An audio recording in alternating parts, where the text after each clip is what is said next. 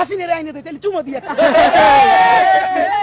বদমাইশ কোথাকার। আওয়ামী লীগের, খুনি লীগের, জঙ্গি লীগের জন্ম ভারতে, তাদের মৃত্যু ভারতে হয়। বাংলাদেশে তাদের কোনো শিকড় নাই। দেখেন এখন তাদের নতুন নেতৃত্ব আনতে চায় সজীব ওয়াজেদ জয় আমেরিকায় বৈশা, আর নিজে দিল্লিতে আছে না নাই তাও তো জানি না। এখন কোন অবস্থায় আছে, চিতে আছে, কবরে আছে, নাকি ট্রমায় আছে নাকি নাই, এটা তো তার কালকে ক্লিয়ার করা উচিত। আমার ধারণা সে তো ভালো অবস্থায় নাই, কারণ যেই রিয়েকশন মেম্বার দেওয়ার কথা সেই রিয়েকশনও যে হাসিনা দিছে 15 বছর ধইরা, এখন তারে পোলাপান যেই সব চুদলিং পং পং বলে, এটা তার উচিত তো নারে তাকবীর বলে গালি দেওয়া, কিন্তু সে দিতেছে না। এত ভালো তো এই বয়সে তার হওয়ার কথা না। এই যে আমাদের মুখের ভাষা খারাপ হইছে, হইছে কেমনে? তো শেখ হাসিনা বানাইছে। আমাদের এইখানে এমন পোলাপান আছে জীবনে একটা খারাপ কথা বলে নাই। জুলাইয়ের গণহত্যায় রক্ত দেখা, মস্তিষ্ক উইরা যাওয়া দেখা এমন কোন জঘন্য ভাষা নাই সে শেখ হাসিনার ব্যাপারে প্রয়োগ করে নাই, কারণ গণহত্যাকারীর বিপরীতে মাজলুমের গালি হইল তার মহাকাব্য। বা এখন আবার কিছু বুদ্ধিজীবী দাঁড়াইছে, তোমরা গালি দাও, দিবি কি তাহলে চুমা, হাসিনের আইনে দেয় তাহলে চুমা দিয়ে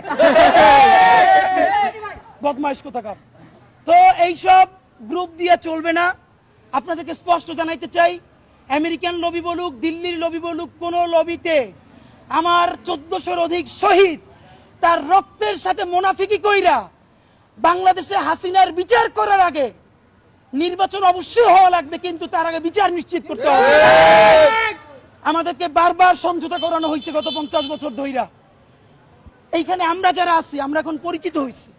হয়তো এমন হইতে পারে এই দেশে গণহত্যা নাইমে আসলে আমাদেরকেও কোনো একটা দেশ এম্বাসিতে জায়গা দিতে পারে, কিন্তু ভাবেন যে এই ভ্যানওয়ালা, সবজিওয়ালা, এই যে আমার পাশে এক ভাই আছে গুলি খাওয়া 4 তারিখে, একটা পা এখনো কৃত্রিম পা লাগানো।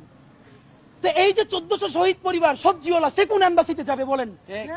এখনো শহীদ পরিবারের 35 লক্ষ টাকা ঋণ, সেই ঋণের জন্য আমরা দাঁড়ে দাঁড়ে খয়রাত করি। তার স্ত্রী আমাদেরকে ফোন দিয়ে কাঁদে যে কবরে সেই বেচারা মাইন্না খায়, এই ভয়ে সে কাঁদে। ভাবেন আমাকে ফোন দিয়ে বলতেছে যে তোমার আঙ্কেল কবরে 35 লক্ষ টাকা ঋণ, আমি অসুস্থ হয়ে যাইতেছি, যে তাড়াতাড়ি মাফ না করলে তাহলে তো সে কবরে কি অবস্থা হবে। আমরা সেই ট্রমার মধ্য দিয়ে আসছি।